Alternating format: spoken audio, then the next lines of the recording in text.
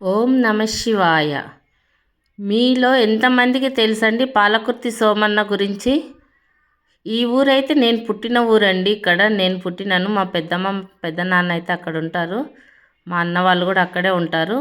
పాలకుర్తి సోమన్న అంటే చాలా ఫేమస్ అండి. అక్కడ స్వయంపుగా వెలిసిన శివుడు అండి.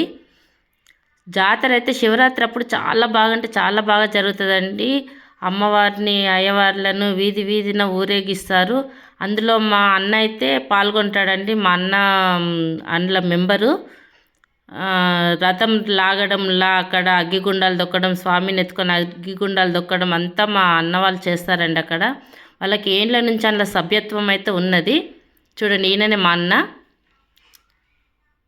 మా వదిన, మా అన్న అండి. వాళ్ళు అక్కడైతే చాలా ఏండ్ల నుంచి ఉన్నారండి. అక్కడ సభ్యత్వం అయితే వాళ్ళు ఉన్నదండి. గుడిలో స్వామివారి రథము ఊరు ఊరు తింపి ఇట్లా గల్లీ గల్లీ వాడ వాడ తింపుతారండి. ఇంటి ముంగడికి తీసుకొస్తే ఆరతులు ఇచ్చి కొబ్బరికాయ కొట్టి నీళ్ళు రథానికి నీళ్ళు పోసి మొత్తం చేస్తారండి. నిజంగా చాలా బాగా అనిపిస్తుందండి.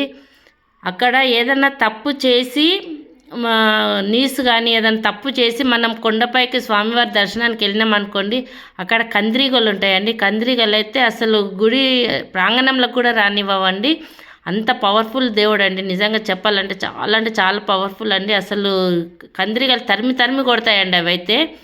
అంత మహిమగల దేవుడు అండి అతను. అక్కడ జాతర 5 రోజులు జాతర అయితే సాగుతుందండి. ఫస్ట్ అయితే జాతర అమ్మవార్లను ఊరేగిస్తారు. తెల్లారి అగ్గిగుండాలు దొక్కుతారు. మళ్ళీ తెల్లారి స్వామివారి కళ్యాణం జరుగుతుంది శివరాత్రి రోజే. చాలా అంటే చాలా బాగా చేస్తారండి. మీరు ఎంతమందికి తెలుసో నాకు కామెంట్ చేయండి. చూడండి, అగ్గిగుండాలు కూడా తొక్కుతున్నారు. అందులో మా అన్న కూడా ఉన్నాడు. చూడండి, అగ్గిగుండాలు వాళ్ళకు కాళ్ళకు ఏమీ కాదండి. అసలు కొంచెం కూడా గాయం అనేది కూడా కనిపించదండి కాళ్ళకు. అంత మహిమ ఉంటుందండి దేవుడు అంటే. నిజంగా చెప్పాలంటే చాలా మహిమగల దేవుడు అండి పాలకుర్తి సోమన్న అంటే. స్వయంభుగా వెలిసిండు. అక్కడ పక్కనే బమ్మెర ఉందండి. మన బమ్మెర పోతన్న ఉన్నాడు కదండి, ఆయన అక్కడ ఉన్నది. అక్కడ ఆయన ఊరు కదా బమ్మెర పోతన్న. ఆ పక్కనే పాలకుర్తి పక్కనే ఉంటుందండి బమ్మెర పోతన్న. నిజంగా చాలా బాగా అనిపిస్తుందండి అక్కడికి వెళ్తే. ఆ స్వామివారిని చూస్తుంటే అలా చూస్తూ ఉండిపోవాలనిపిస్తుంది. చాలా మహిమ ఉంటుందండి అక్కడ. శివరాత్రి అప్పుడే అక్కడ పూజలు బాగా జాతర సాగుతుంది. మళ్ళీ కార్తీక పుణ్యానికి అక్కడ జ్యోతి వెలిగిస్తారండి కొండపైన.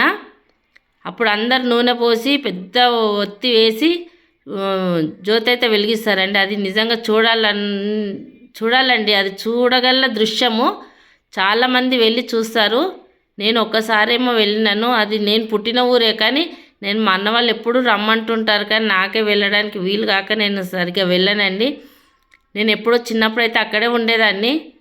ఇప్పుడు పెళ్ళి అయిపోయి పిల్లలు అంతా వచ్చి సంసారం అయ్యేసరికి ఇంకా వెళ్ళడం కుదరట్లేదు. కానీ మీరు వెళ్ళండి, స్వామివారి దర్శనం చేసుకోండి. అక్కడ పలారం బండ్లు తింపుతారు, స్వామివారు ఊరేగిస్తారు, రథం తీస్తారు, అగ్గిగుండాలు దొక్కుతారు. ఇదంతా స్వామివారి కళ్యాణం చేస్తారు. ఇదంతా అయిపోయినాక వీళ్ళు సేవ చేస్తారు కదండి. వీళ్ళ సేవ చేసిన వాళ్ళకు కడుపు నిండా భోజనం పెడతారు. కడుపు నిండా భోజనం పెట్టి వాళ్ళకు బట్టలు పెట్టి అయ్యగారులు అందరు కలిసి ఆశీర్వచనం అయితే ఇస్తారండి వీళ్ళకు. నిజంగా చాలా బాగా అనిపిస్తుందండి. కానీ అంత అదృష్టం అందరికీ దక్కదు కదా, ఏదో కొంతమందికి అయితే దక్కుతుందండి. కానీ చాలా బాగా అనిపిస్తుందండి. మీరు కూడా వెళ్ళండి, వెళ్ళి స్వామివారి దర్శనం చేసుకోండి. మీకు ఎంతమందికి ఈ పాలకుర్తి సోమన్న గురించి తెలుసు నాకైతే కామెంట్ చేయండి. మీరు ఏదైనా మొక్కుకొని స్వామివారి దగ్గరికి వెళ్ళి మీరు మొక్కుకుంటే ఆ కోరిక మాత్రం కంపల్సరీ నెరవేరుతుందండి. ఇది మాత్రం కంపల్సరీ, నేనైతే 100% చెప్తాను, కంపల్సరీ నెరవేరుతుంది.